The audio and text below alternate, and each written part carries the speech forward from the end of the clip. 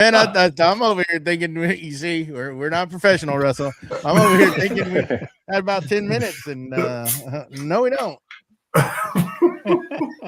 It literally has a countdown at the top. Yeah, but I never pay attention to that. Come on. Hey. Yeah, looks like we're live. I believe we are. Hey, there we go. Mr. Corey's in there. So y'all ready to get this show on the road? Let's do it. Yeah, let's do it. All right. Here we go.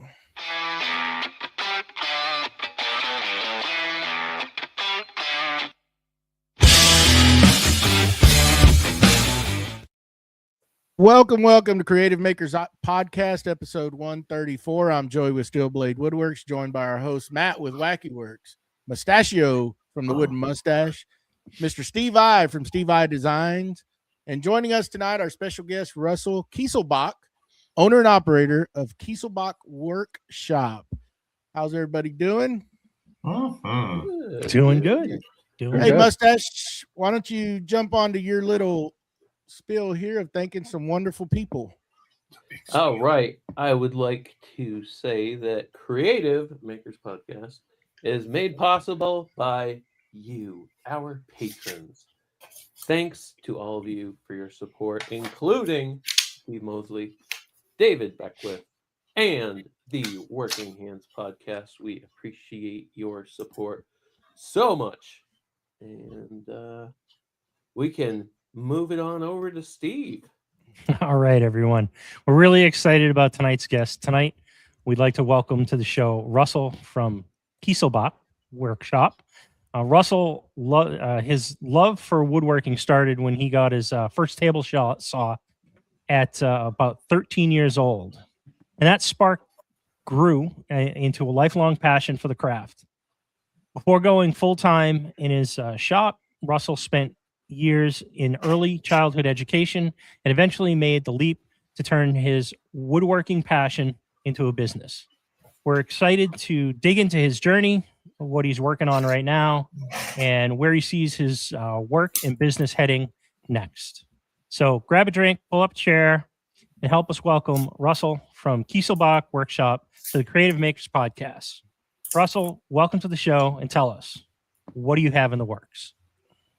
Thanks for having me. Right now, I just started talking to the company Plain Wellness. I don't know if you guys have seen them on Instagram.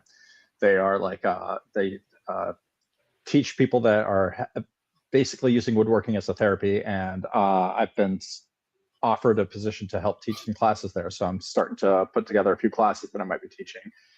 They're online classes, so that'll be kind of interesting. I'm not sure how that'll really work. I mean, I know that a lot of woodworking is just telling people, but there's also a lot of like touch and things that tend to come over a little better in person. So that'll be an interesting challenge. But so I'm coming up with a few classes for that. And I just started measuring out all the doors in my kitchen to redo all the doors. So that'll be probably really repetitive and annoying. And I don't like doing cabinetry work, but that's another project I got going. So, I mean, I tend to focus more on like heirloom furniture pieces. So this will be, doing what most other people are doing when they're in their shops and building cabinetry stuff. So that's what I got going. And Joey, you're up. What do you got working on? I'm up. I am working on a dust collection, trying to get my new system set up. So I'm actually 3D printing some files right now to adapt. You know how that goes, adapting blast gates to pipe and all that good stuff. Cause I'm not going with metal pipe. I bought a bunch of the sewer pipe, or whatever you want to call it, like everybody has always done. So now I'm converting everything and trying to get I purchased a new Rockler dust collector. So that's going to be dedicated to my CNC, and also getting the main dust collector for the shop online as well. So I had to go through, Russell, if you don't know, I had some foundation issues in my new shop, and I had to get that fixed. So I had to tear everything apart. Well, it was never finished. I procrastinated quite a bit. And, so now I'm getting everything back in order and trying to get everything underway. So that's what I've been doing, trying to get my shop set back up and going through that process and hopefully get everything lined back out, machines and everything soon, so I can start having some fun again and opening up some of the goodies that have been, as we call it's an ongoing joke, marinating in boxes in my shop for quite a bit. So you're not aware of that, but I have a lot of stuff in boxes that Steve has pushed me to buy over the years, and he's out of Come on, nowhere. man. he's a bad You are just a influencer. collector of boxes. You're a He's a- purveyor of boxes upon boxes. Let me tell you what, this man is something else, because I had just mentioned like maybe getting into hand planes, and I have went down this rabbit hole because of that man has just pushed me into the hand plane side of things, and I love it. Come on now, Joey. I haven't pushed you. I've just opened your eyes to another alternative way of working with wood.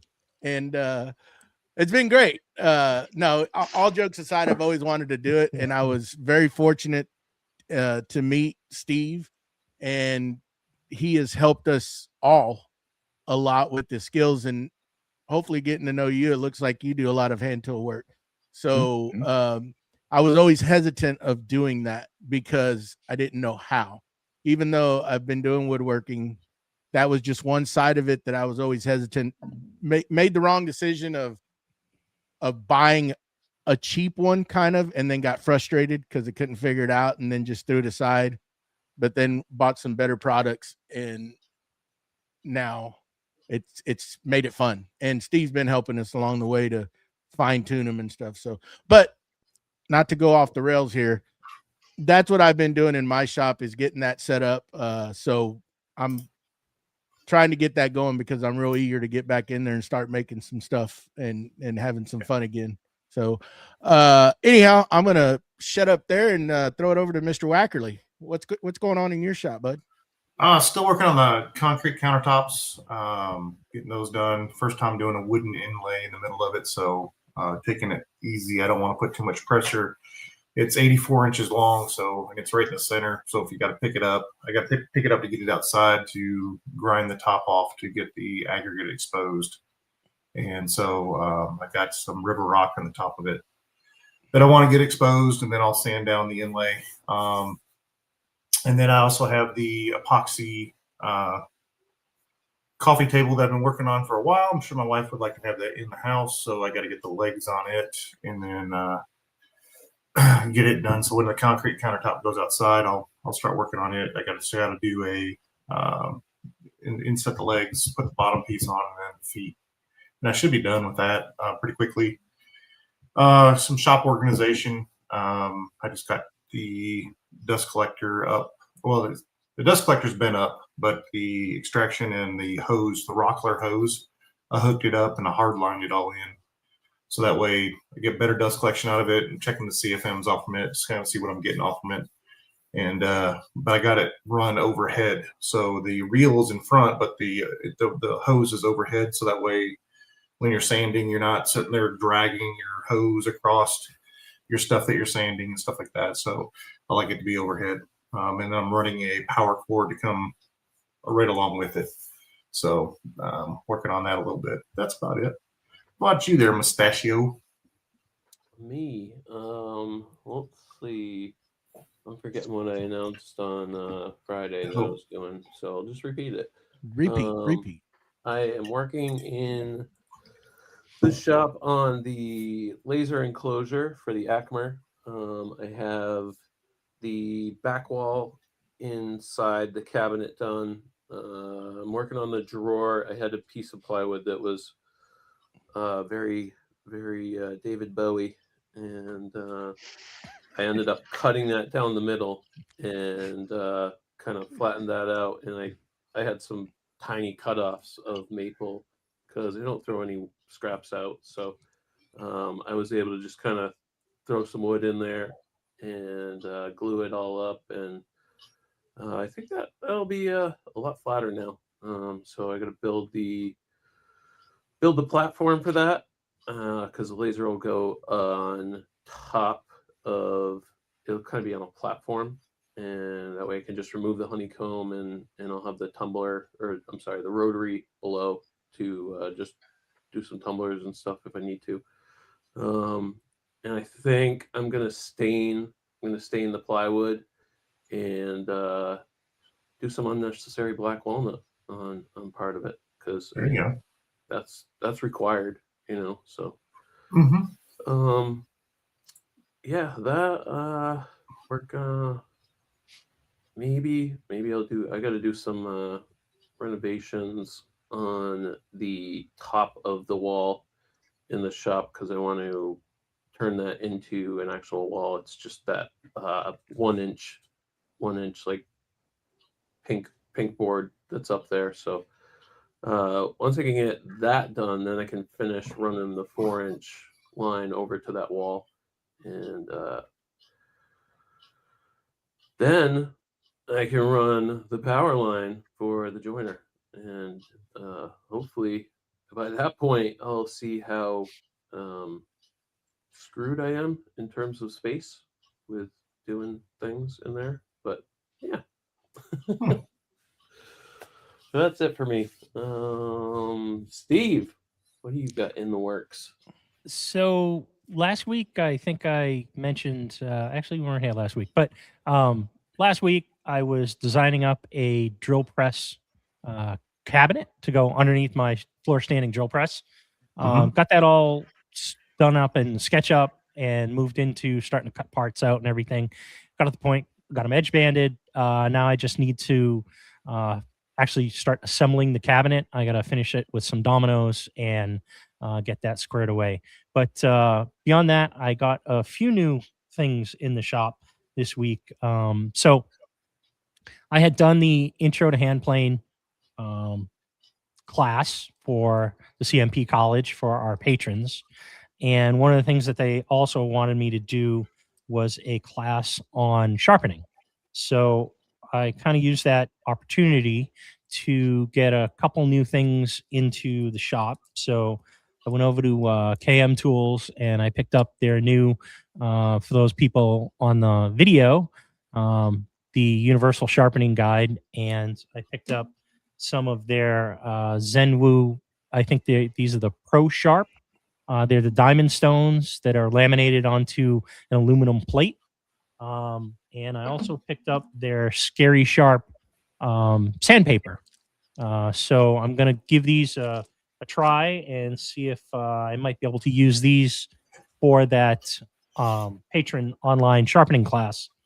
But yeah, that's pretty much what I got going this week in the shop. So again, we'd like to welcome Russell to the show, and we're going to pass it over to him. And Russell, for those of you, those in the audience who may not know who you are or what you do, can you give them a brief background? Sure. I've been woodworking like since I was just a little kid. I mean, it's always been something. I wouldn't say I was good at it, but I was building my first pieces of furniture probably in middle school.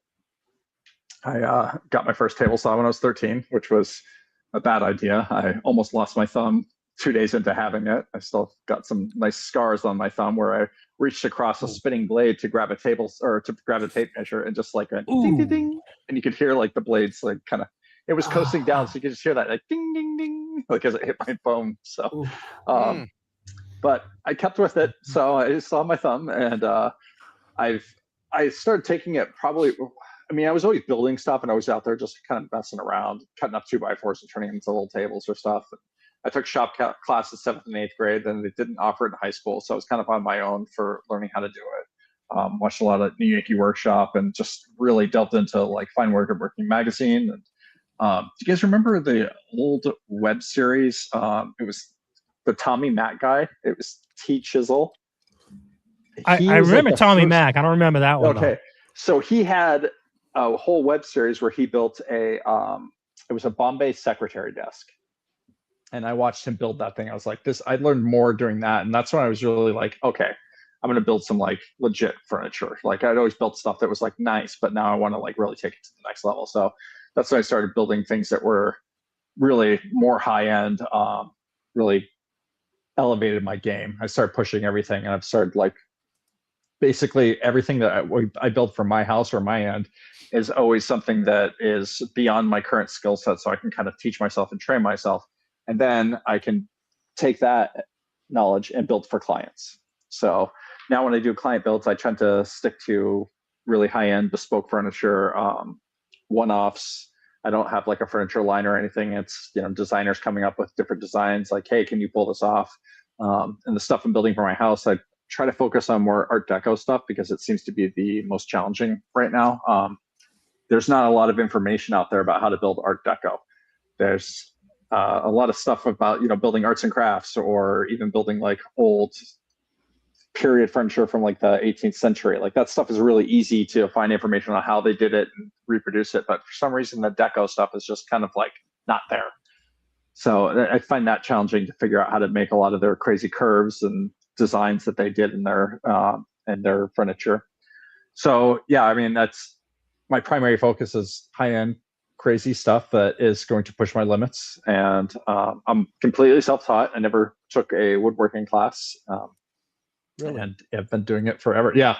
I mean, I've watched YouTube and read a lot of magazines, and you do figure out a lot doing that. But really, I think getting in the shop and doing it is by far the best way to start learning.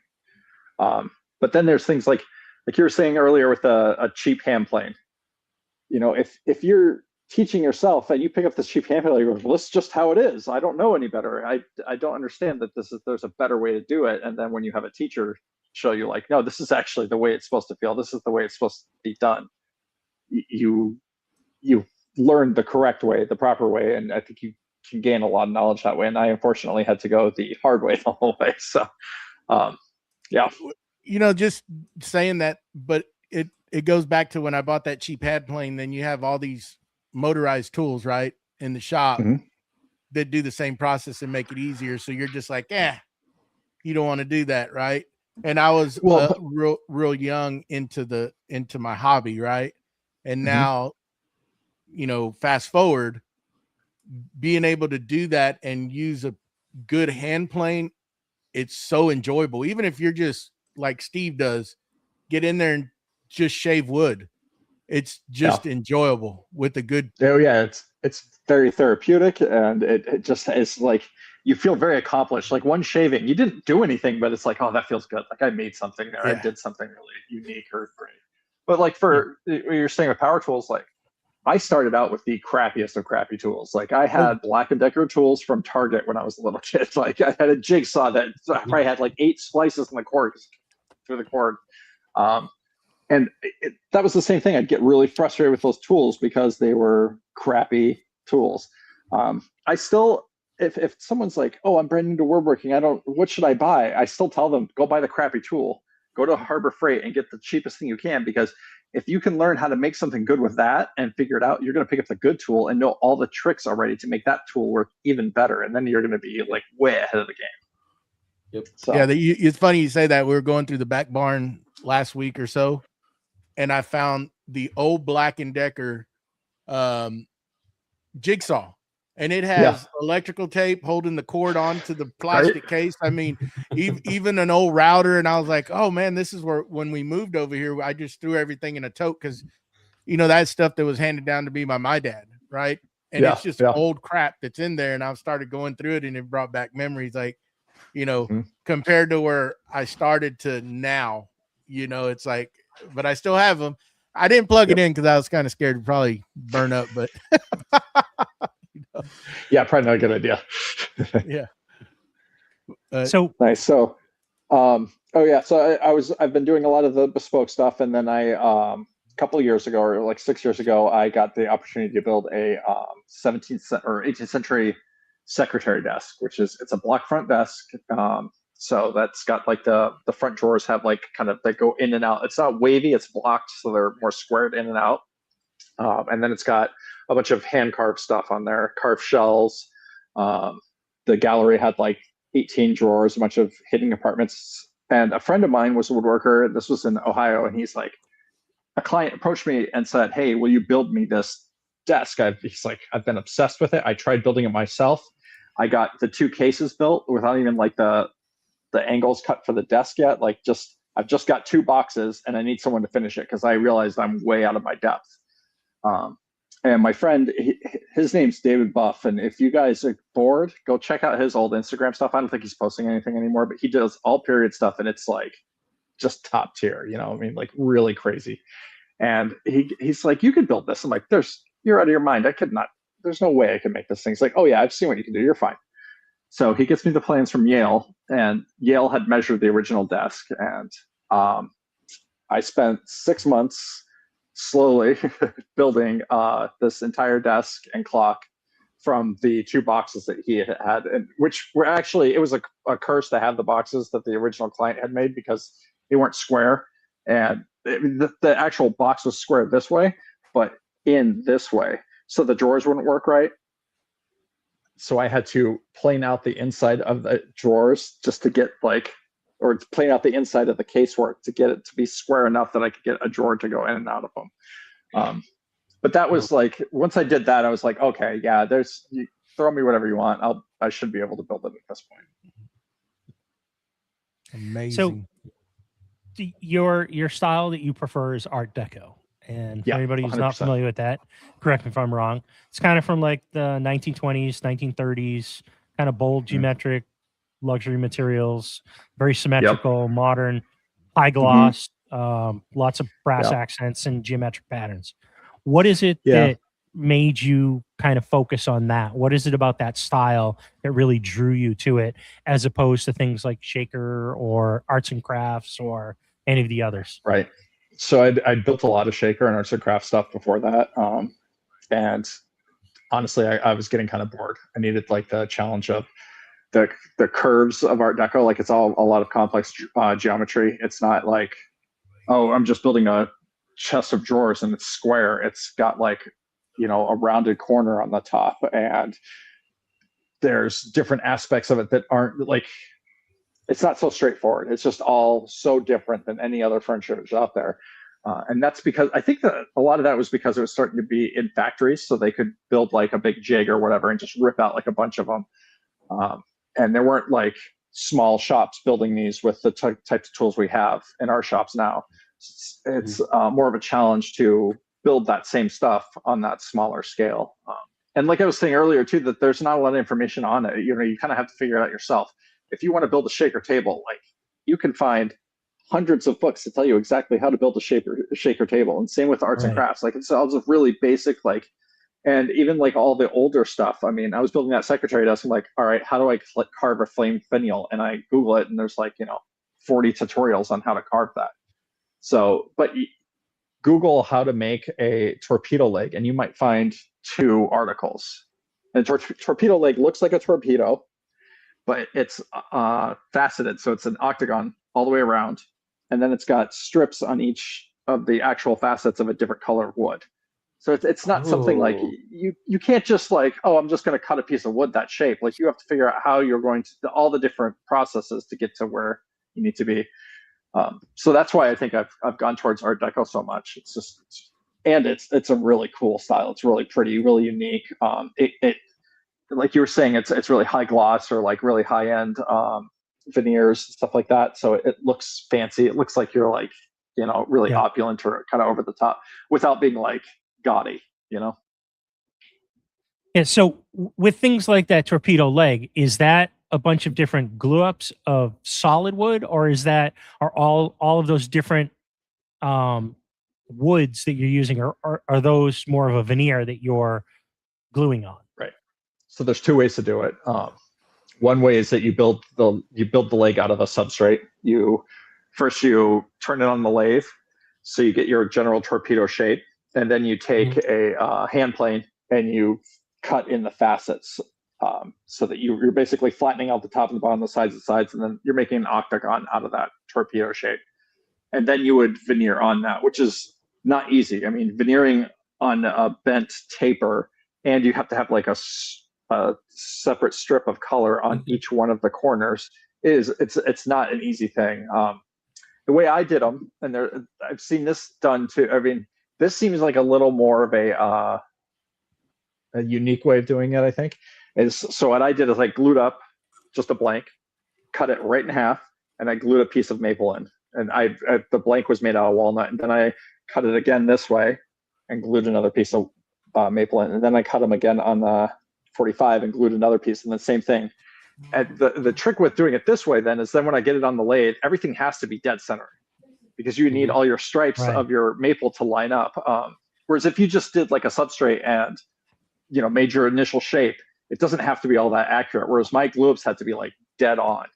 So I got it so that, it's all glued up in a block, and then I put it on the lathe and make the torpedo shape. And I sat there with a hand plane and just slowly worked the facets down, making sure that I didn't go too far, because if you go too far, you've left your piece of maple and gone into the next part of walnut. So it's a little complicated, but I'm looking at that picture on Instagram, and that is absolutely amazing, beautiful work. Oh, thank you. That's wild. That is wild. Yeah, it's pretty cool. And to get two of them to match, because they're right at the forefront of that piece of furniture. Oh, I mean, and all four of them are like dead nuts. They're all four are perfectly the same. And then did you notice that on the top there's a little wooden ball? Yeah. Okay. So you think, oh, it's just a wooden ball. It's not that hard. Like, try turning a ball on the lathe. Like, it is. There are people that, and especially when this is the size of a marble, like, it's not easy. So I made a jig that has it sits flat on the bed of the lathe, and there's a little hole in it. And I took a hole saw that I had attached to like a handle. And so while the lathe is spinning this way, you take your hole saw and you push it through the jig, and it holds the hole saw tight and goes in, and it cuts a perfect ball every time. And they're all the same. Wow. It's one of those things you look at, you're like, this isn't going to work. There's no way. Like, it doesn't make sense. And you start doing it, you're like, oh my God, you can see it. And then there's just a perfect ball pops out. Because then I did on the handles of that. Yeah. So I had to make a bunch of them. They all had to be the same size. So, yeah. Wow. That's cool. That's repetitive. The one that really blows my mind is the Purple Heart furniture. Is that Purple Heart, right? In those, it is. In those nightstands. There's so that's a bedroom set. That's our bedroom set. I've got two nightstands that are pretty Art Deco, and then a headboard, and it's called a lingerie chest. It's really just got like shirts and stuff in it, but they call it that because it's a really thin chest. It's only like 16 inches wide, but it's about 5 feet tall, and it's a chest of drawers. And that has Purple Heart and maple. And everyone, I know like a lot of people, like I start making like, oh, Purple Heart's just so gross, and I don't like it, and it's going to turn brown. There are a bunch of different kinds of Purple Heart out there. If you look for certain ones that almost look a little more red, they don't turn brown. I've had those in my bedroom one of the pieces has been in there for like 15 years, and it's still got a purple hue to it. So it doesn't all turn brown. You have to find the right kind, and it will stay purple. And if you don't use too much of it, it looks really cool. So I'm just mesmerized by the quilting in those. It's beautiful. That was some really, really nice maple I got my hands on there. Oh, wow. Wow. Awesome work. Awesome. Thank you. Yeah. Amazing. It is all of that stuff. I was just going through it, and I'm like, whoa. That's pretty. I mean, you talk about the attention to detail, and I got to bring up one of the little projects that you've done that still I find is a great little project. It's your business card holder. Speaking of which I was going to bring, and I totally forgot. Right? Yeah, it has some Purple Heart on it. It's a business card holder that I wanted to be able to, like, if you pull out your card and give it to a client or someone you meet, you almost should be able to show them your work to some degree right there. So I built this little business card holder, and I wanted to be able to hold like more than 3 cards, but not be massive in my pocket. So I made the sides are made out of shop-made plywood, and the shop-made plywood's a 1/16 of an inch thick finished, and it's 3-ply. So there's an interior ply of Purple Heart, and I can't remember what the numbers worked out to be, but it was like a 32nd, or it was just under a 32nd. Yeah. And then I did shop-made veneer maple on both sides of that, and those were the sides of the box. So it's actually very strong, but again, it's only maybe a 1/16 of an inch thick on each side, and that holds all the cards. And then the sides of the actual box, the structural part, those are dovetailed together on the bottom with dovetails that are probably 1/4 of an inch, maybe smaller. I mean, it's all hand-cut dovetails for a business card holder. That's that awesome. and it goes And it in looks your pocket. amazing Like, if you you've can, never seen it. yeah, you could. It's on my Instagram, yeah, but you could carry it like a wallet. Like, you could put your credit cards and some cash in there, and like, it would really. It's not that big. That was my biggest thing, because I didn't want to make something like that. Like, oh, this is cool, but you have to put this giant box in your pocket every time. Like, it's actually very comfortable to carry around with you. So yeah, that was a cool one. So now you kind of work mostly with hand tools, right? I mean, I'm assuming you have some power tools in the shop, or no? Yes. No, a lot of power tools. I would say Okay. I'm full on hybrid. Okay. I don't prep stock by hand, only if it's so on that secretary desk. The lid was like 22 inches wide, so I had to hand plane that flat and do that. But other than that, I don't dimension lumber by hand. A lot of my joints are cut on the table saw, or cut with a domino or whatever. And then if it's cut on the table saw, I'll fine tune it with the hand tools. I'll go in with a shoulder plane and touch up the shoulders, or a chisel, work the dados or whatever.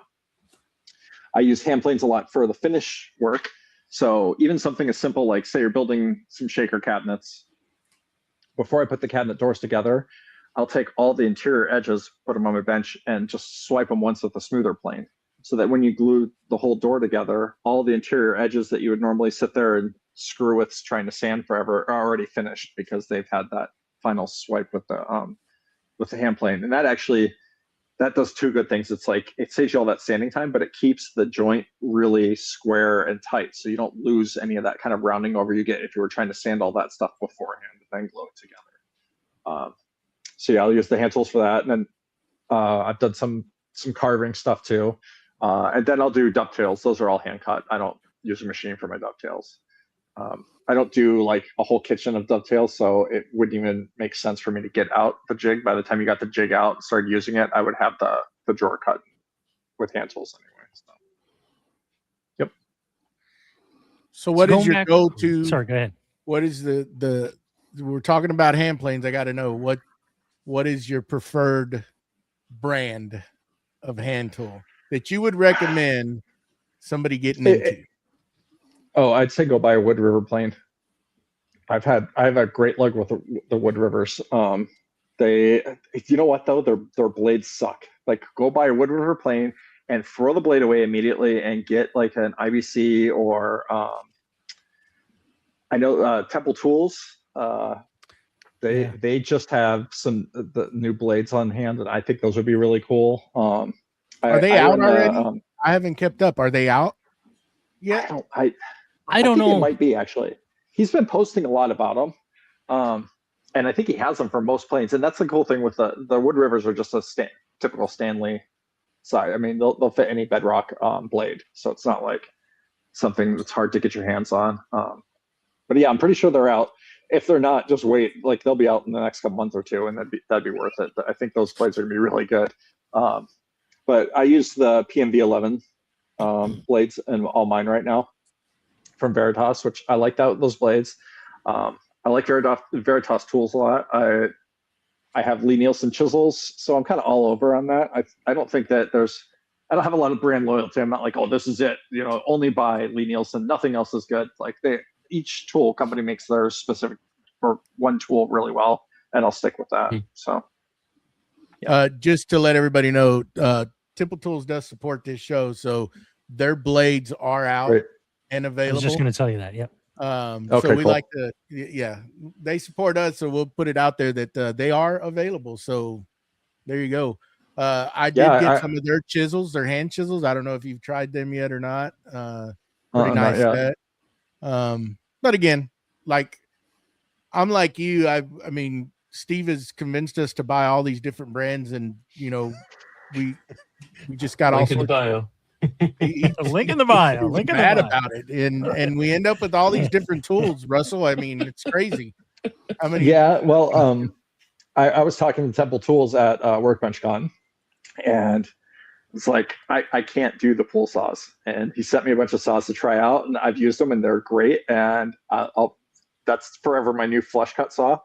but I just don't think I'll be cutting dovetails with a full saw. I tried, and I've already learned too much with a Western saw to switch over.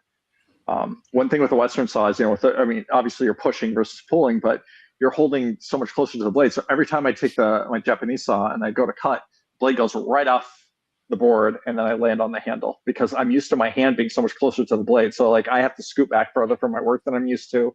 And then I really like, I can tell if a saw is 90 by holding it in my hand if it's a Western saw.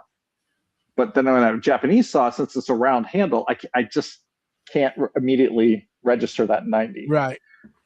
So for me, like I said, they're really high quality saws, and that's the one flush cut saw I will always use from now on. It's the one he sent me, but I just can't unlearn my push saw ways. It's too hard. But I think if you were getting into it, that would be a great set of saws to get, because they're not super expensive. Like a good Western saw is expensive. And if you were just learning, you wouldn't have all those habits I've already developed, and that'd be a great way to go. It's just to get his saws and go for it. That's some good information. I mean, that going to that, what Western saws do you recommend, since we're on that topic? Well, I've got a floor up saw, which I don't think they're even making them anymore. I think it's totally done. Yeah. I've got a couple of Veritas saws. Those are actually really good. They have it's like a polymer with like, it's almost like a plexiglass kind of weird polymer on top for the blade. And they work really well. They're good saws, and they're not very expensive. I'd love to have a whole set of bad axe saws and stuff, but it's not really necessary for me. I think a lot of these, there's a working saw, and then there's the hobby saw, and the hobby saw is typically the more expensive saw because you can go spend a ton of money on it because it's your hobby and it's fun, and you want the really, really nice saw. The working saw will do everything that does. It just doesn't look as pretty. I think a lot of tools are like that. This tool will do everything that tool will do. Like my Wood River plane, I've used Lee Nielsen #4, and I've used my Wood River #4, and I can't tell the difference for actual functionality. But they're both the Lee Nielsen is just a prettier plane. It's just a much nicer thing to have in your shop. And if that's what you're going for, is like the hobbyist as part of it is collecting tools, then that's what you would be doing. We're good at that. We're good at collecting tools. Yeah. Yes, we are. No, I mean that's a part of it. Like we all have to love tools to be doing this kind of stuff. If you didn't like it, you wouldn't. Like it's kind of like, if not this, then you can't have that. Like you have to like tools to be able to do this stuff. Otherwise, you're not going to be as into it. So. Yeah. Yep. I mean yeah. I'll stop at that, because if my wife's listening, she's going to chime in. So, Russell, I have a question. You have all this amazing woodworking stuff you do, and the first thing that I noticed, I did notice the amazing woodworking, trust me, was your blast gates for your dust collection. Okay. The wooden ones? I don't know. Yes. Okay. I also, all mine are wood as well. And the reason I did it was because all the blast gates I bought had leaks, or they just didn't hold. I just didn't like it. What was the reasoning for you to go to wood blast gates? Well, 6-inch blast gate, if you buy a metal one, is like what, like $90 or something ridiculous. Depending on the brand. It was cost. Yeah. Yeah. I mean, it's just like, and then you could go to like the full automated stuff that's just completely outrageous. $300-400 for a blast gate. No. So yeah, that don't even give you the blast gate. Well, on one it does, but I'm going through that contemplation right now. Matt and I were talking about it before everybody got in here, and again, Steve's been trying to persuade me to do it, and I'm fighting him on that. And I'm totally. I think that the building of the blast gate. First of all, you customize it exactly how you want it to look, which I think yours look amazing. You have those little. Okay. Mine were scrap plywood, like there. But you have some finishing touches on them. It makes them look good. And yeah. And I found the wooden blast gates actually, it pulls a suction better, and you don't lose as much vacuum to your other stuff. So the aluminum ones I have, I mean, horrible. But, yeah, I've got a bunch of those old plastic ones for my 4-inch gates. Like the ones you get at Rockler. They're just, they're not great. You can make them really good. So what I'll do is I'll take the plastic one, like it's like a square part where the gate goes in and out, and I clip the corners off, because that's the biggest thing is they fill up with sawdust and they won't close all the way. So if you clip the corners off, when they start to get that way, you can stick an air compressor in there and blow it in, and it cleans it all out. So I clip the corners off, and then I put pop rivets down the sides of the seams so they never fall apart. And then they're not bad, but they leak like crazy. Like I'll turn on my whole system. If I close all my gates, I can hear all the plastic gates just whistling. And the wooden gates they're totally sealed. Yeah, those black blast gates are notorious for just falling apart because after a while, sitting under pressure, they just split apart. And again, it's like, again, like anything, how much money do you want to spend? Because I mean, the sky's the limit on some of that stuff. Boy, yeah, that thing is. They're everywhere. Hence why I'm printing stuff, because you need custom pieces and it's hard to find them, or you got to buy so many adapters just to adapt down. That's just what's good about a 3D printer. You can just mic stuff and boom, design it, ready to go, custom fit, and absolutely cheap. You know, a couple of bucks to print it. Done. You know. Yeah, I mean, like even just the piping, like sewer and drain pipe has gotten really expensive. Oh, I mean, it went from $10 for I think I saw. Go ahead. I think I saw a 6-inch Y at Home Depot the other day for $100. Yes, and I was like, "Whoa, this is insane!" Like that. So, this used to be the cheap option. I needed some 45s, and I didn't want to try again. I was there. And I went to pick up something else, so I just grabbed some. The 45s were for 6-inch. I want to say were the cheapest fitting that was there, and they were, I think, $27 a piece. Back before the big crazy thing that happened in 2020, you used to be able to get I think they're 10-foot joints of 6-inch pipe. I think they were around $12 or something. Something it wasn't very much. It was the stupid cheap stuff. Now it's stupid crazy. Any fitting, $45 plus. If you find them cheap, they're expensive. But again, though, it's still cheaper than metal. It is, because the metal fittings, those things are going to cost you a couple of $100, $150, $200. Per fitting, depending on the size of pipe. If you go 4-inch, it's a little cheaper, but if you're doing something serious, it's 6-inch pipe and stuff, man, those things get real pricey real quick. And when you look at all the fittings you need for a whole shop, I mean, I've probably got 20 or 30 fittings in the shop. Like, you can spend a small fortune just on your dust collection. It's just not worth it. I mean, the dust collection part is worth it, like their safety part. I actually have a really bad wood allergy. I'm super allergic to pine, and all plywood has pine. Like all the new Baltic birches are like, oh yeah, it's all birch. And no, there's pine in there, and I can tell you because I've got hives and I'm sneezing because I cut that plywood up. So I took the dust collection very seriously. I've got a good collector, and everything's 6-inch all the way to the tool, where it either splits into 2 4s or it's reduced to a 4 that's like maybe this far from the tool. And I luckily bought all my pipe right before COVID happened, so I didn't have to deal with this ridiculous prices. But it's insane. Like my system now, I could sell it used on Facebook for twice what I paid for it. Oh yeah. I mean, it's insane to me.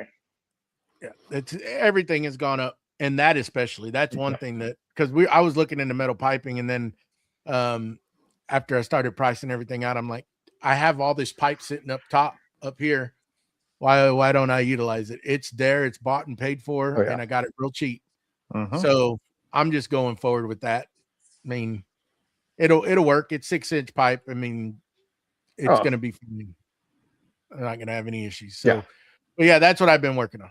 Just the fittings, reducing everything down to fit these gates. These are the problem is everything's different sizing, and you just got to get everything to work right so it's sealed up correctly.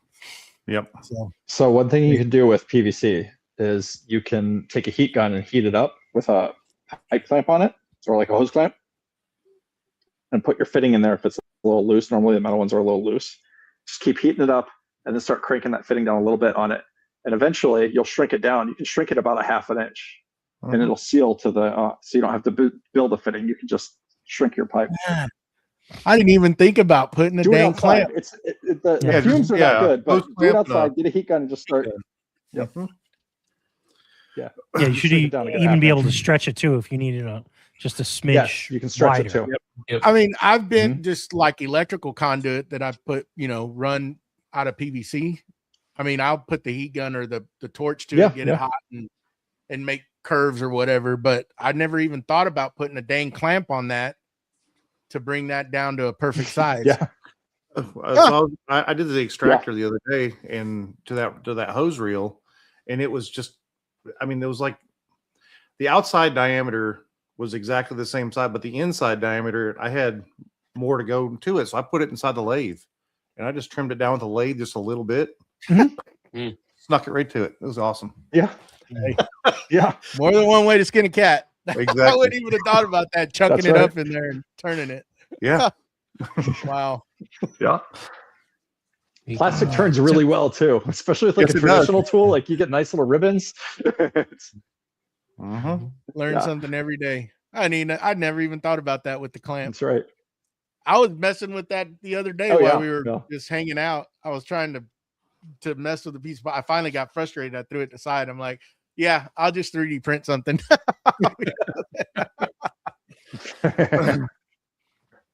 So Nice. speaking about vacuum and everything with dust collection, vacuuming, vacuum presses, I've heard that you're utilizing some of the anchor pods in your traditional workbench. How have you incorporated those into your workbench? Because this is actually a conversation that Joey and I and a bunch of us have had a number of times, because Joey's thinking about building a bench. I got a couple benches I want to build, and we're trying to figure out whether we're going with the 3/4 or whether we're sticking with the 20 millimeter, because we've got all this other stuff that's 20 millimeter. So tell us a little bit about your workbench and how that's. I've got a split top Rubo. It's I think it's 4-inch thick top, and it's made with southern yellow pine. I really like the southern yellow pine because it's a little softer. A lot of guys make it on maple, but I always tend to put a project down on the bench, and there's like a chip or something from another piece of wood, and if your bench is harder than your project, it'll dent your project. If your project is harder than your bench, it'll dent the bench. So I went with the southern yellow pine, and it's still very hard. Probably weighs like 400 or 500 pounds, the whole bench. It's 7 feet long and 2 feet wide. And I use a vacuum setup from the 3D Forge. And he sent me the 3/4 inch pods, because I had all 3/4 inch dog holes. I didn't do square dogs. I did round dog holes. I know a lot of the traditional benches have all square dogs on the tail vise or the wagon vise run. Yep. Right. I did round on that just because there's so many things out there for 3/4 inch like accessories. Now there's so many for 20 millimeter. Yeah. When I built my bench, that stuff existed. Festool was a thing, but it wasn't like it is now, where there was all these other supporting companies coming in building stuff for the MFT tables. So I went with 3/4 inch holes, and it's a lot easier to get a 3/4 inch auger to drill through a 4-inch bench than it is a 20 mil. Because you can't really do it with a Forstner bit. You have to have a big auger to go through that. But I used the pods on there. And that's the thing, is like, just because it's a traditional workbench doesn't mean it has to be all traditional holding. Correct.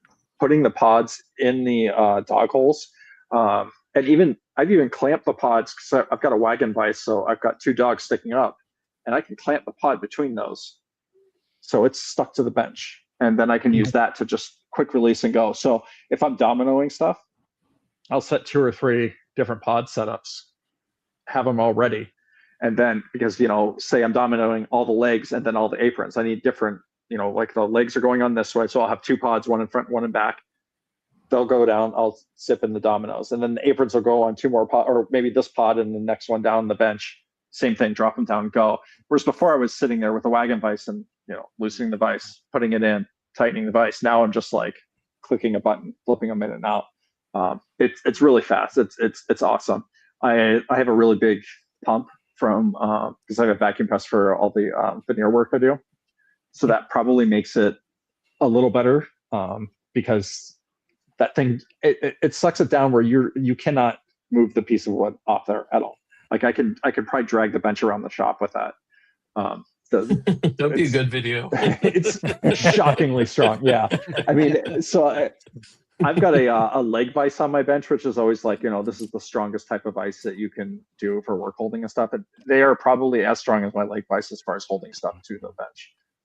I want to do a way to mount them to the front too.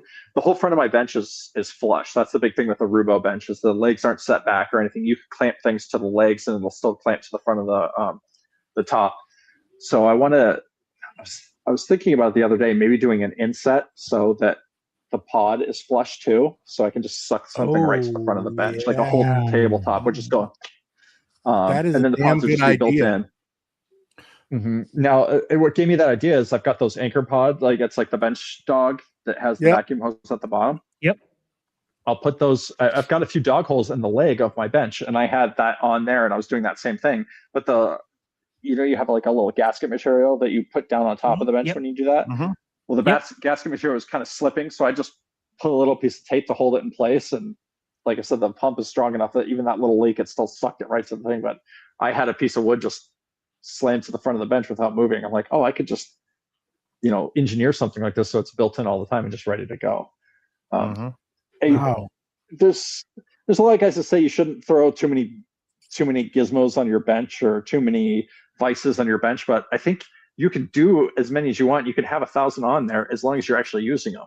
I think people, I've got like 8 vices on my bench, but I only use this one. That's the kind of the mentality where it's like, yeah, you don't need all that stuff, but if you need it, like put it on there. If you can find a use for it, get it in there. I mean, I've probably got like 10 holdfast holes on the top of my bench because I use them for different things. Some guys only have one holdfast hole, but now the holdfasts, I haven't used them since I had the vacuum pods because they do the exact same thing the holdfasts will do. Another thing I want to do is I want to do a carving thing with one of the little 4-inch pods. Have you seen a carving vise where it has like it's like a ball joint and it's articulate, but it's got a piece of wood on the top and you screw your carving into the piece of wood. Right. I'm like, put the vacuum pod on there and vacuum down what you're carving. And then you can articulate it or whatever. And like when I was doing that desk, I was doing a couple of the shelves. My friend David carved some of the shelves and I carved the other ones because it's a lot of carving. Like each one of those shelves would take like a day and a half's work. So he helped me out there. But when you're doing it, you have it on your bench and you're clamping it down, and then you work the one part of the shelf, and then you have to turn it 5 degrees to do the next one, and turn it 5 degrees and do the next one. So you're just constantly unclamping and reclamping and just screwing with it. Whereas if I had the vacuum pod, I could have a pedal, and I would have just pushed the button, turned it, let go, carved, and just been able to rip through it so much faster. So they definitely have speed up your work holding a lot. It's not like, oh, I would never be able to hold this without a vacuum pod. It's like I wouldn't ever be able to hold it this fast and be able to move through my project this quickly. Tyler opened up a lot of avenues with his design, and we fully support him, and it's great. Sponsor of the show. Sponsor of the show. Yeah. So I told him I was going to be on here. It's like, oh, I'm sponsoring it. I'm like, oh, cool. But we give him a little hell every now and then. He still doesn't have a Contour, which is a bad thing, but he'll get there one of these days. I just had to throw that in there. If he's in here, he'll respond in a minute. Oh yeah, he will. I don't think he is. Absolutely will. Is he in here? It'll get him out.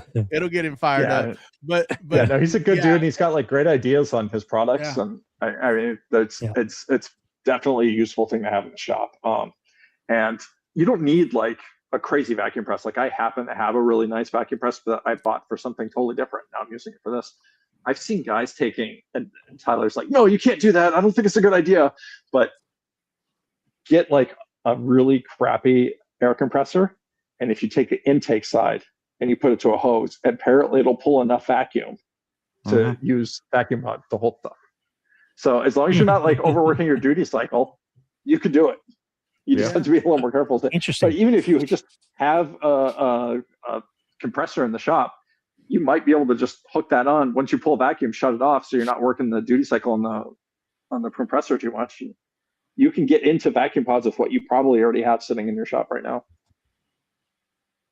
Interesting. Interesting. I mean, go ahead. I was just going to say, you had mentioned you were using one of the anchor pods on your leg, and you were taping the gasket up. Have you thought about using like some of the gasket tiles that CNC users have that are just sticky on the back, and you just stick it right on there? That's a good idea. It's just, Or another thing you could those are use pretty is weather squishy, stripping. aren't they? yeah, they're a little squishy. It's kind of similar material to what they use on the pods. Yeah, that'd probably work. I mean, honestly, I've never used a CNC. I've seen that stuff on TV or on YouTube and on Instagram. I've never touched it, so I don't have a lot of. But that's a really good idea. That would probably work really well. And you could probably use that same thing to do like custom gaskets, to cut custom gaskets for other setups on your bench or whatever you're using those Absolutely. vacuum dogs for. Yeah. Yep. Yeah, that's cool. I'm gonna have to incorporate that. Go ahead, Matt. If you wanted a permanent one, you could always do like a small inlay and use weather stripping. Yeah. I've used weather stripping before. I kind of made my own vacuum table, I guess, and I used weather stripping for it, and it worked great, phenomenal. So, yeah, I'm gonna have to. And I think they actually go ahead. I think they sell like it's almost like an O-ring material kind of thing that you can you just cut like a little 1/4-inch groove and you put that in there, maybe 1/8-inch groove. Yeah. So you could. That'd be easy. There's all sorts of stuff out on the market. I mean, when it comes to that, I'm definitely going to incorporate that, because that's one of the reasons I'm trying to get my shop back going, because I'm eager to build that hand tool bench. That's what my main focus is to get that done. I've been wanting to do it for years, and finally sourced all the materials. So that was cool. I never even thought about incorporating that kind of stuff in it. I mean, the dog holes, but on the side of the legs, that's a dang good because a lot of guys, you've got like your you've got like 3 or 4 holes drilled down there for a hold fast if you're planing on the freight face. And I have like a what do they call it, the third arm or the dead man or whatever. Yes. I've got one of those, and you could do the exact same thing on there, which would be really nice when you're like doing a lot of end planing. I mean, say I'm gluing up the top, I always hand plane all the joints. Like after they come off the joiner, I'll put the 2 pieces of wood together and I'll run a piece so that I know it's like going to fit perfect every time. And sometimes I'll cut a little spring joint in there, and that's a pain with like using the dead man and the leg vise, trying to get those pieces together. Whereas if I could just have a vacuum set up over there, we just grab it on one end, not me like screwing with it, trying to get it up there and making sure it's like all perfectly aligned. Where if I could just take that aspect out of the whole process and make it go a lot faster. Yeah, that's a dang good idea. Yeah, interesting. And I've used them. It's not just on the bench. Like I put them on a stack of featherboards that I use.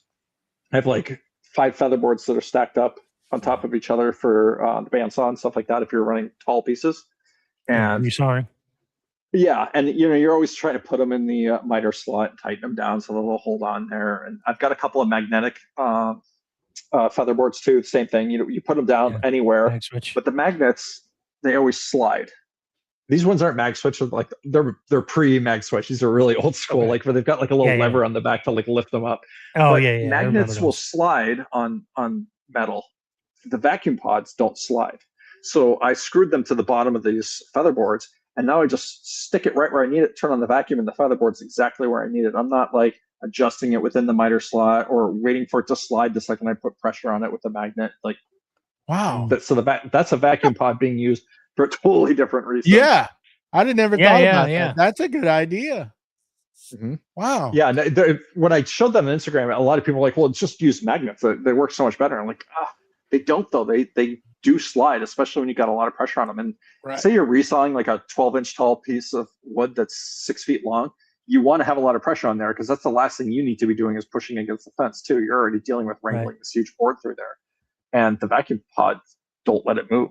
It just has them sucked up the featherboard right where it needs to be. So there you go, Tyler. A whole nother different avenue there, buddy. Get ready for some orders.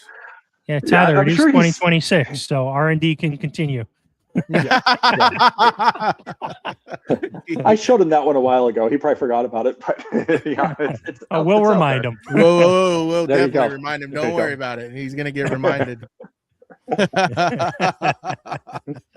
That's some good stuff, man. Yeah. Those are some good little tidbits there. I never would have even ever thought about trying it that way. Yeah, I Wow. mean, there's a lot of different things that I'm sure I'll keep coming up with new ways to use it as I have them in my shop too. So, yeah. So I want to go back to your secretary that you did with your hidden compartments and everything. Is that the 1st time you ever made anything with all the puzzle pieces and hidden compartments? And have you done any since? And actually, the Art Deco one with the torpedo legs, there's Yep. a hidden compartment on that. That was my first viral video on Instagram, by the way. It was like one and only. nice. And what it is you open the doors and then you take out there's 2 drawers inside of the doors. You take those out, and then up and to the right there's this little like pull tab. You flip it open, and there's like a little spot in there you can hide something. So it's nothing too fancy. But on the secretary desk, those notoriously, that type of furniture always had a few hidden compartments. That's kind of like one of the calling cards. And the client was like, I want at least one. So the first ones I did, it's called the gallery. When you open the desk up, there's all the little dividers and drawers and stuff in there. You take out the bottom drawer and all those. Each one of the bottom drawers, you would see like a little false bottom underneath there. It looks like a frame and panel, like a dust panel that you would find in like a chest of drawers or whatever. But instead of it actually being an attached panel, you reach in and you push on the back, and I cut out a little area so the pack would lift up, and you could grab that piece out, and then the whole area was hollow underneath there. So it just looked like a normal frame and panel underneath the door, like would normally be there, but you click it, you could hide stuff in there. And then the other parts were, there's a letter divider that holds like 3 letters, and there's 3 drawers on top of that. And I made that as one big unit that would actually, and it's got these like, so the way that all that stuff goes together, it doesn't go like a normal dado. Like the whole gallery is together with mitered dados. So it's like a bird's mouth dado that goes in. So all of this is all bird's mouth together, but it slides out and you wouldn't even know it. So you can grab like all the letter dividers, and like a whole part of like whole gallery actually slides out. And then behind that, there was like a separate pocket for another hidden compartment. And now whenever I get the chance, I put them in there. I mean, if you do that for a client's piece, like, oh, I added you a hidden compartment in there, they're going to be like, this is awesome. Like, no one's going to be mad that you did that. You know, that's going to be super cool. Right. I did a hidden room once too, which was just like a big, it looked like a media cabinet. It like had a bunch of CDs and DVDs and like a little cabinets under, and it was just a door into like a storage room. So that was actually my first like hidden compartment, was that big door, and then I did them in the furniture. I would love to make one of those. I just don't have a room that it could go to. Yeah, you have to have like the perfect setup. I mean, it's not that like, oh yeah, everyone can have a hidden compartment, like, or a hidden room. But yeah, if you ever get the chance, it's super cool. I mean, yeah, we had like nothing in there. It was actually to reach the back of the stereo cabinet so you could wire the stereo for the home theater. So it wasn't like, it was like, oh yeah, there's a speakeasy back there. So there's like some storage and some wires. It was just like a cool way to go into that closet. oh, cool. What's your favorite project that you've done to date? I really like the bedside tables with the Purple Heart and the curly maple. Those were like, I think the design of those was really unique. I don't know if you noticed, like there's 4 drawers, but it looks like there's only 2 handles, and it's because the handles are split. So the one drawer, it opens on the top of the drawer, and then the other part of the handle opens the bottom of the drawer. So it looks a lot cleaner. Like basically there's just 2 rounds with 4 drawers, and each round is cut in half, and so each half works part of the drawer. And I liked how it kind of waterfalled around. If you notice, there's like curves and it matched on the base. But I think my favorite is still the Art Deco table I did. It's like an entryway table, and the base is curved like a tulip almost. Yes. And that's all walnut. It's all Shopson veneer. It's all out of air dried walnut, and the The only part that's solid wood is the top, and the rest of it is all MDF cord. So I had a bunch of MDF laying around, like leftover from other projects, and I had a little bit of walnut. So it's like, how can I build something out of this? And it's like, there we go. Like, I'm going to veneer it.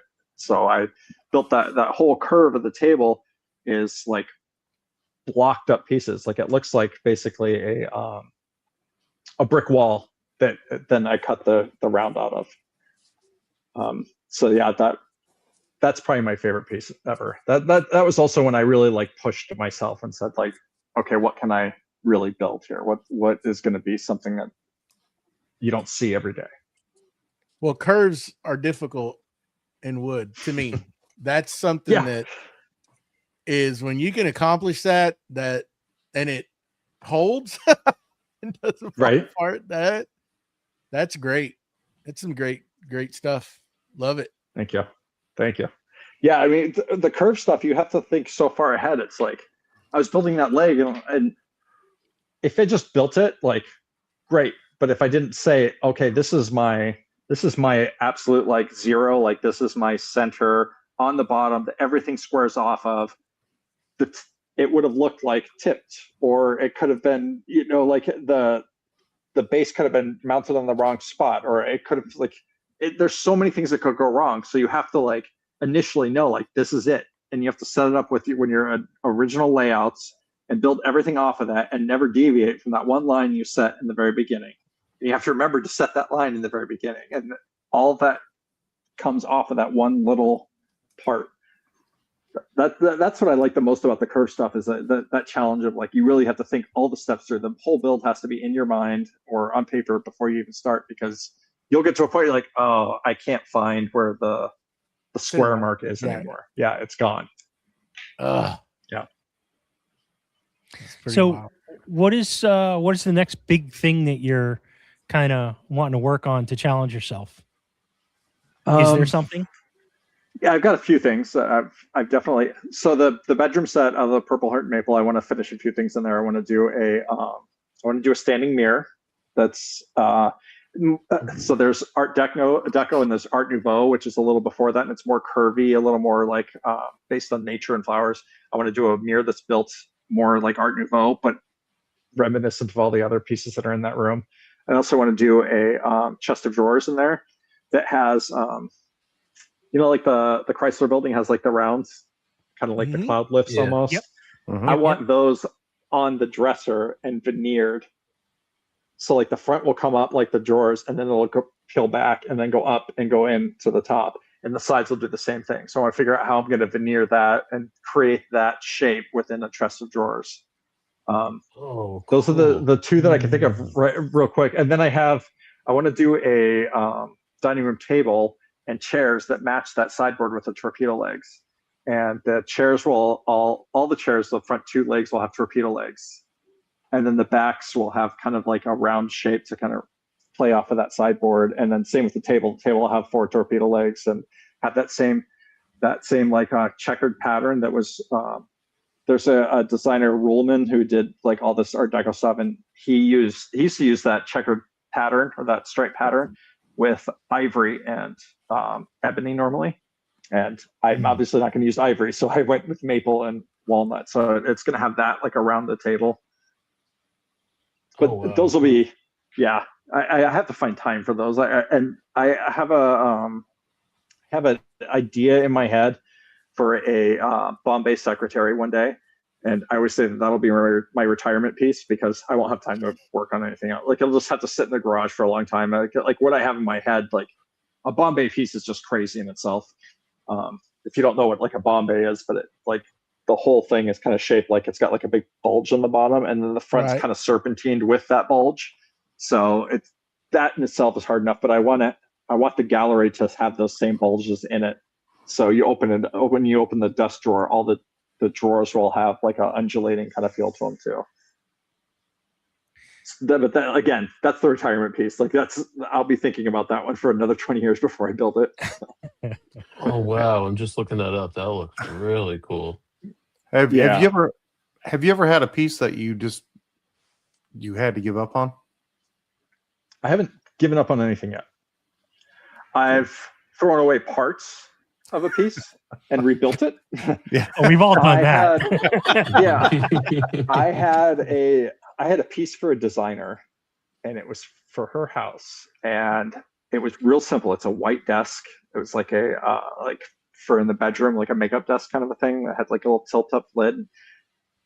She's like, I'm gonna have my painter paint it. I'm like, great. So I built it. He painted it. We bring it over to her house, and she's like, oh, I have these pictures that are mounted that float off the wall 3 inches. So when you open the lid, it runs into the picture. Can you scoot the lid back, like change the way that it opens so it doesn't run into it? I'm like, okay, but we're gonna have to. I mean, I basically have to cut the whole desk apart and start over, like get all through. And she goes, okay, that's fine. I'll have my painter repaint it. I'm like, he didn't do a very good job. I'll just take care of it. It had like a bunch of drip marks and stuff. It really wasn't a very good painting job. So I rebuilt it in like a half a day, no big deal. And I go to repaint it. Whatever enamel or something he used on there had some kind of weird cure. It was probably like a 3-week cure where it was still off-gassing. So everything I sprayed on top of that damn thing kept bubbling or turning into like alligator skin or was orange peeling like crazy. And it had to be like a perfectly smooth white finish. It was like not an easy finish to apply anyway, to get like that glossy white, dead flat, just a nightmare. So I think it probably ended up having like 30 coats of different types of finishing paints that I had painted on and sanded. And I fought it for like a month. It was like every day I was like, oh, I'm going to go try this down there now. And I like spray something else. I'm like, well, that didn't work. I got to sand the whole thing back, do it again. So it was a nightmare. That was one project I truly wanted to just throw it in the trash, burn it, whatever. Like I didn't want to ever see it again, but it was for a client. So I had to like finish it. There was even a point though where I'm like, I'm just going to throw this one away and build a brand new one and just start fresh. Cause I know I can get like a white lacquer finish on it. It'll be fine, which probably would have been smarter to do in the first place, but it was horrible. I felt like crying. Like I'd never been like that defeated before. After the first week, you should have just called her back and been like, you know what? I got really busy. I'll give this to your painter. Yeah, I probably should have. It was awful. And the lid had a mirror in it. So when I did a new lid, I'm like, oh well, I'll get a mirror that, that's the size for the new lid. Well, no one had a mirror that size. So I'm like trying to cut the mirror myself, and like the glass was all breaking bad. It's just like the whole thing was such a nightmare. Like the woodworking part was like easy and everything else just fell apart on me. So yeah. Oh man. Oh, that stinks. All right. Well, how about we you got more? I got two more questions. Okay. So the first one, are there any questions or topics that we didn't touch on today that you'd like to, that you think we should have asked you about? I don't think so. I guess I'm pretty thorough. Okay. All right. Yeah. My last question is, give us one person that you think we should invite as a guest on the podcast. Ooh. Who inspires you? There's a lot of really awesome woodworkers out there. Hell, give us a few. If you guys want to go like kind of underground, like someone that doesn't get a lot of love on Instagram, used to be really big on YouTube and is stupid talented, is Kyle Toth. Kyle Toth? Yeah, look his stuff up. He went to the North Bennett Street School. He's really good. Another one that I was just talking to, he used to do a podcast with Kyle Toth, is Grant Berger. He's really good too. It's Grant Berger Woodworks, and then I think Kyle Toth is just Kyle Toth, or just Toth even. Both those guys went to North Bennett. They're both insanely talented. Me and Kyle used to always talk about Art Deco stuff. He was always really into that too. He was like the only other woodworker I knew that actually knew what the hell I was talking about with that stuff. And Grant builds a bunch of really cool rockers, was like his big thing, like kind of like the sculpted shaker rockers almost. But he'll build anything. He built a boat not too long ago, like not like a kayak, but like an outboard boat that he used on the ocean to fish with. So he's got a lot of skills. Both those guys. I mean, they're trained at the best school for woodworking there is. I mean, they're going to know what they're doing. So, and they're both.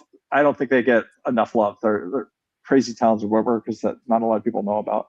Halitote's a little more popular, but yeah, Awesome. those would be the two. That's great. Thank you for those recommendations. Why don't you tell everybody where they can find your business and yourself on the socials? Yeah, Instagram, Kieselbach Workshop. Hopefully you guys can put that in the show notes, because if I spell it out, no one will be able to write it down in time. Yeah, all absolutely. your links are down below in the description. They're in there. Perfect. Yeah, that's the way to do it. Kieselbach Workshop on Instagram. That's the best way. Yep. Excellent. Awesome.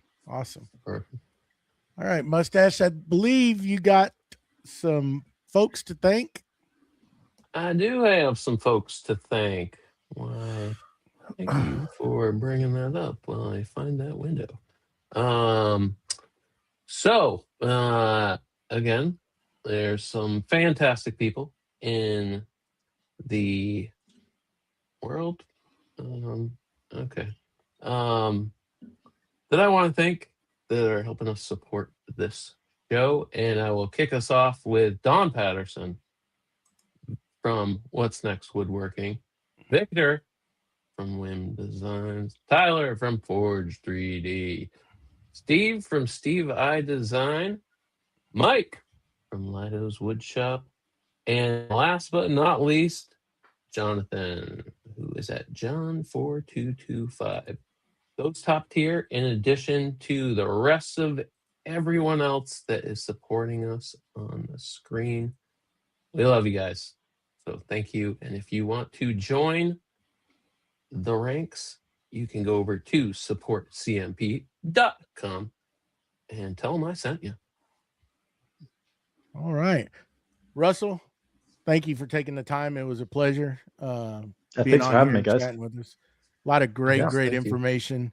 Everybody, please head on over to his sites and go follow and show him some love. We appreciate it. And thank you very much for being on here with us. Please remember to head on over to those audio platforms like Spotify, iTunes, and download. That helps us. Please remember to give us a thumbs up on this show. We'd appreciate it. Once the show is done, if you could just come back in here and leave us a comment, let us know what you thought. You got any recommendations? If you're in the Patreon and you want a special topic, you can hit us up on Discord. Or if you're not and you want to support, Mustache just told you how to get over there and do it. Or you can email us at creativemakerspodcast@gmail.com. Next week, same time, same place, we'll be going over a topic. And am I missing anything, guys? Nothing? No input? We'll tell you about it Like, afterwards. subscribe. Tell about it afterwards. Like, subscribe. Yeah, Leave a like, review. subscribe, give us a review, go on Instagram, TikTok, we're everywhere, Facebook, you name it, we're there. We love the support. We appreciate everything that everybody does, all the folks that hung out with us tonight live. We appreciate y'all every week coming in here and supporting us, and we thank y'all very, very much. So until next week, thank y'all very much, and we will see y'all. Bye-bye.